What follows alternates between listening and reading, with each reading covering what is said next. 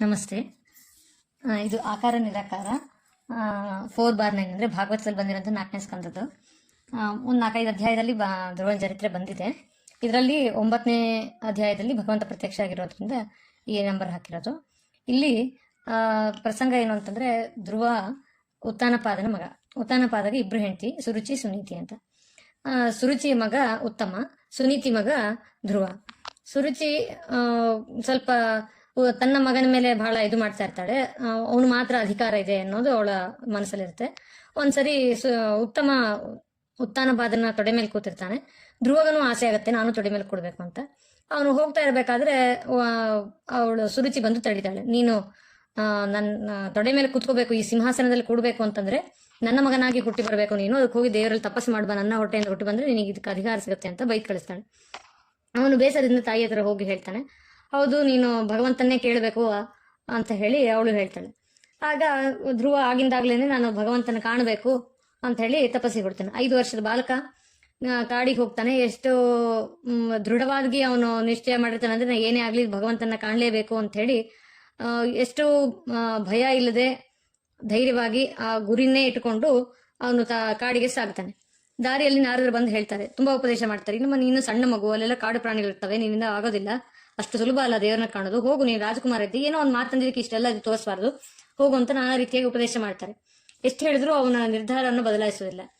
ಇಲ್ಲ, ನಾನು ದೇವ್ರನ್ನ ನೋಡ್ಲೇಬೇಕು ಅಂತ ಹೇಳಿ ಹಠ ಮಾಡಿ ಹೋಗ್ತಾನೆ. ಆವಾಗ ದೇವರು ನಾರದರಿಗೆ ಗೊತ್ತಾಗತ್ತೆ, ಇನ್ನು ಇವನು ಬಿಡೋನಲ್ಲ ಅಂತ ಹೇಳಿ, ಯಾವ ರೀತಿ ಉಪಾಸನೆ ಮಾಡ್ತೀಯಾ, ನಿನಗೆ ಏನ್ ಗೊತ್ತಿದೆ ಅಂತ ಕೇಳ್ತಾರೆ. ಅವನಿಗೆ ಉತ್ತರ ಇರಲ್ಲ ಅವನ ಹತ್ರ. ಆಗ ನಾರದರೇ ಉಪದೇಶ ಮಾಡ್ತಾರೆ, ವಾಸುದೇವ ಮಂತ್ರವನ್ನು ಉಪದೇಶ ಮಾಡಿ, ಈ ಮಂತ್ರದಿಂದ ನೀನು ಉಪಾಸನೆ ಮಾಡು, ನಿನಗೆ ಭಗವಂತ ಪ್ರತ್ಯಕ್ಷನಾಗ್ತಾನೆ ಅಂತ ಹೇಳ್ತಾರೆ. ನಂತರ ಅವನು ಹಾಗೇನೆ ತಪಸ್ಸು ಮಾಡ್ತಾನೆ. 1 ತಿಂಗಳು ಒಂದೊಂದ್ ತರ ಕಠಿಣವಾದ ತಪಸ್ಸನ್ನ ಮಾಡ್ತಾ ಮಾಡ್ತಾ ಬರೀ ಎಲೆ ತಿಂದು, ಬರೀ ಫಸ್ಟ್ ಫಲಪುಷ್ಪಗಳನ್ನ ತಿಂದು, ಆಮೇಲೆ ಬರೀ ಪತ್ರಗಳನ್ನ ತಿಂದು, ಆಮೇಲೆ ಬರೀ ನೀರು, ಆಮೇಲೆ ಬರೀ ಗಾಳಿ, ಈ ತರ ನಿರಾಹಾರವಾಗಿ ಏನೇ ಗುಡುಗು ಬರ್ಲಿ, ಮಳೆ ಬರ್ಲಿ, ಪ್ರಾಣಿಗಳು ಇರಲಿ, ಯಾವುದಕ್ಕೂ ಚಂಚಲವಾಗದೆ ದೃಢವಾಗಿ ಅವನು ತಪಸ್ಸು ಮಾಡ್ತಾ ಇರ್ತಾನೆ. ಅವನ ತಪಸ್ಸಿಗೆ ಮೆಚ್ಚಿ ವಾಸುದೇವ ರೂಪದಿಂದ ಭಗವಂತ ಪ್ರತ್ಯಕ್ಷ ಆಗ್ತಾನೆ. ಅವನು ಒಳಗಡೆ ಯಾವ ಮೂರ್ತಿಯನ್ನ, ಭಗವಂತನ ರೂಪವನ್ನ ಚಿಂತನೆ ಮಾಡ್ತಾ ಇದ್ದ, ಅದೇ ರೂಪದಿಂದನೇ ಹೊರಗಡೆ ಬಂದಿರ್ತಾನೆ. ಆದ್ರೆ ಭಗವಂತ ಬಂದಿದ್ದು ಧ್ರುವನಿಗೆ ಗೊತ್ತಾಗೋದಿಲ್ಲ. ಆಗ ದೇವ್ರು ನಾನು ಬಂದು ನಿಂತರೂ ಕೂಡ ಇವನು ನೋಡ್ತಾ ಇಲ್ಲಲ್ಲ ಅಂತ ಹೇಳಿ ಬಹಳ ಅವನ ಶ್ರದ್ಧೆಗೆ ಮೆಚ್ಚಿ ಮನಸ್ಸಿನಲ್ಲಿ ಅವನೇನು ಹೃದಯದಲ್ಲಿ ಭಗವಂತನ ರೂಪ ಚಿಂತನೆ ಮಾಡ್ತಾ ಇದ್ದ, ಆ ರೂಪವನ್ನು ಅಳಿಸ್ತಾನೆ. ಇವನಿಗೆ ಅಯ್ಯೋ ನಾನು ನೋಡ್ತಾ ಇದ್ದ ಭಗವದ್ ರೂಪ ಹೋಯ್ತಲ್ಲ ಅಂತ ಕಣ್ಣು ಬಿಟ್ಟು ತೆಗೆದು ನೋಡ್ತಾನೆ ಧ್ರುವ. ಆಗ ಪ್ರತ್ಯಕ್ಷವಾಗಿ ಅದೇ ರೂಪದಿಂದ ನೋಡಿ ಬಹಳ ಆಶ್ಚರ್ಯ ಆಗುತ್ತೆ.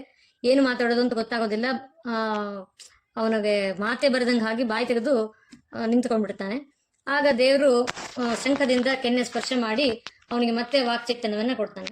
ಆಗ ಅವನು ಮೊದಲಿಗೆ ಹೇಳೋದು ಈ ಶ್ಲೋಕ, ಅಯ್ಯೋ ಅಂತ ಪ್ರವೇಶ ಅಂದ್ರೆ, ನಾವು ಎಲ್ಲ ಇಂದ್ರಿಯಗಳಿಗೆ ನೀನೇ ಪ್ರೇರಕ, ನೀನು ನಿಂತು ನಡೆಸಿದ್ರೆ ಅವು ಆಗ್ತವೆ ಅನ್ನೋ ಸಂದೇಶವನ್ನ ಧ್ರುವ ಹೇಳ್ತಾನೆ. ಅಂದ್ರೆ ಎಲ್ಲ ಭಗವಂತನ ಗುಣದಿಂದ ಆಗ್ತದೆ ಅನ್ನೋ ಅರ್ಥ ಈ ಶ್ಲೋಕದಲ್ಲಿ ಬಂದಿದೆ.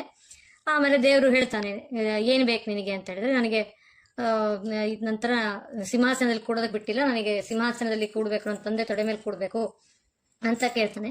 ಆಗ ದೇವರು ಹೇಳ್ತಾನೆ, ನಿನಗೆ ಬರೀ ಅದೇ ಯಾಕೆ ನಿಶ್ಚಯ, ಯಾವತ್ತೂ ನಾಶ ಆಗದೆ ಇರುವಂತಹ ಏನು ದೃಢವಾಗಿರುವಂತಹ ಧ್ರುವಲೋಕವನ್ನ ನಿನಗೆ ಕೊಡ್ತೀನಿ, ಅಲ್ಲಿ ಆದಿತ್ಯಪನ್ನ ನೀನು ಆಳ್ತೀಯ ಅಂತ ಹೇಳಿ ದೇವ್ರು ವರ ಕೊಟ್ಟು ಹೋಗ್ತಾನೆ.